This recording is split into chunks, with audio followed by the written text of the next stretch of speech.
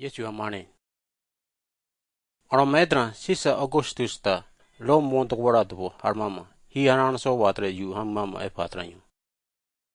Wetam lo mo patu durudra opa hapluma hi honom trepe. Hi honom tani iye. Hi ponoman he bodbami. Kaba hi honom kotemama abinyo. Hi honom tani iye. Grunies ta Syria modran dogwardabo hanane medran abinyo. Eprati opa haplumata yihi habruedme.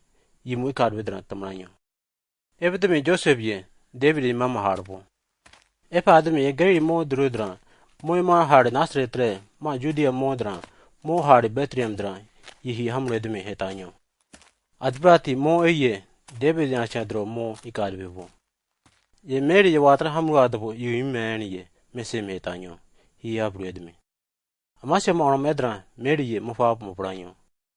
Yana Bethlehem modra tam yamrati. Mary ta waima hamra arata mupuanyo. Eprati yetabo kamba waima hamama masumara manyo. Ye masumara hampame trugata porfu aliata dadran aya hermandra himio. Adbrati asip sota hanano aya drudran arpuri hada hawa hananyo.